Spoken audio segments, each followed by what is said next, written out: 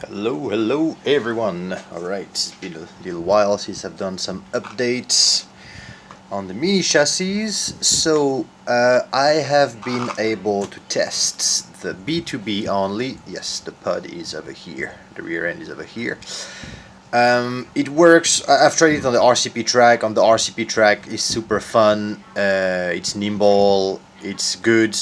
However, on the larger track that I tried last time, which I posted a video about it. It's a track called MMS in Mongkok, Kowloon side of Hong Kong, and which is a fast track, wide track, and it's using a different surface than the RCP track, which is grippier, and well, this is not soft enough. It's got a really hard time not lifting the rear. It flips, of course. I mean, this is going to flip more often than a four-wheel anyway, but it was really too stiff at the rear. And this, you see, I've increased the cut a little bit, but this was just not sufficient to have any kind of flex in the plate here, although I'm using a 1.5 mm. So I was thinking about going for T-plates, but I would like to do without at the moment. So I'm going back on Wednesday to the track, and I'm going to test with, this is the FR4. I have a lot of those chassis, and so I've made a longer cut. So this is basically a T-plate. It's 1.5. I might get some 1mm plates cut it as well, but I want to see how far do I need to go at the moment. The way it is now, the flex is pretty good, and up and down motion is pretty good, so it's quite springy. At any rate, this is never going to be as fast as GLR, or a rear-wheel drive from Kyosho or something like that. It's still meant to be a fun. It is quick in the straight line, there is no problem, but you won't be able to corner.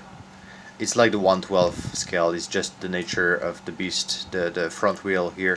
The other thing I've got to work on is redesign the upper plate here so I can have something larger to accommodate, just to be able to double side tape the electronics over there. Although when I was driving, I just sticked the electronics inside the body, and that was fine. But I would like to have them as low as possible in the chassis. So that's it for that little mini b2b. As it is good for the RCP track, I think it's going to be even better for the RCP track once I have found the right amount to cut and the right dimension. And so this is going to be the next one that I try. I'm going to rebuild this chassis over here and do it like that. And I haven't had a chance to try my mini Fiat yet because I couldn't find the Orlando Hunter mini batteries, or the Mini Lossy mini batteries. So I just found some today online, and I will go pick them up tomorrow from AGT's, which is not far from where I live. But a similar thing I've done to this one, even before I tried it, I've just started cutting here, and so you can see when the chassis is all mounted up, now I have pretty good amount of flex. It's still stiff, so once again, those are not going to be cars for going crazy quick, but this is pretty good amount of flex, I think. Once again, I might go to the 1mm lower plate on both chassis later on. I think I'll do the test like that. And other than that, nothing really new over here. I've put an LM rear ball diff over there from Kyosho. That's the option part, which is way overkill for that car. I need to replace the motor to a regular Kyosho motor.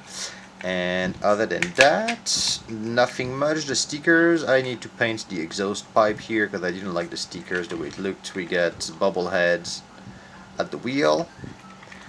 And let's see, inside here you see the tape has moved a little bit. So basically I put the ESC on the top over there, and I've removed the receiver, but I've placed the receiver at the back here.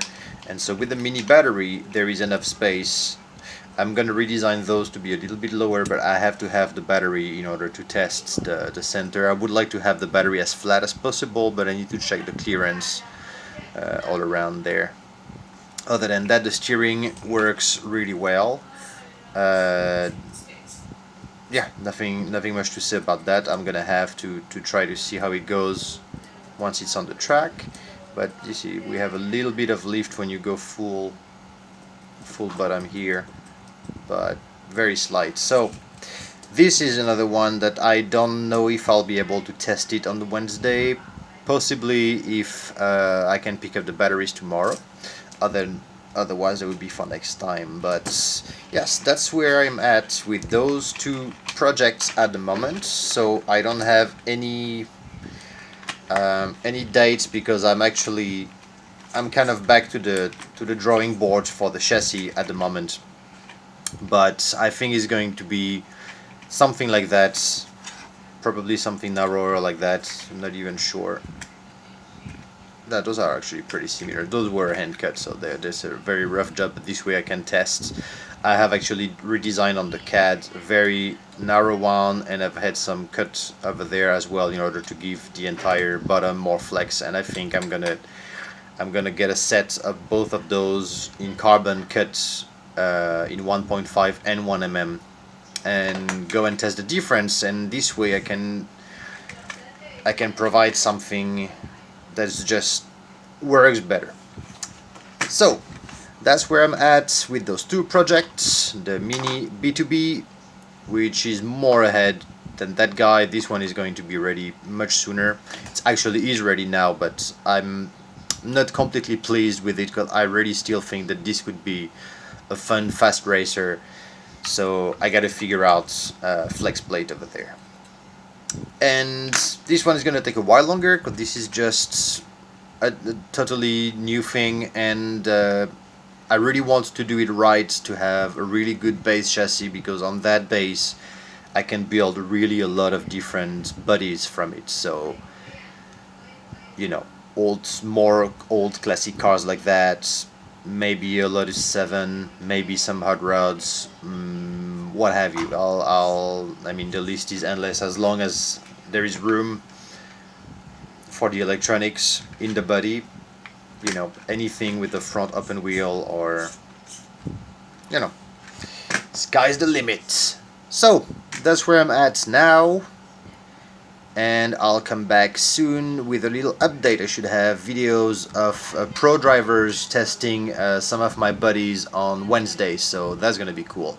Alright, see you next time. Bye bye.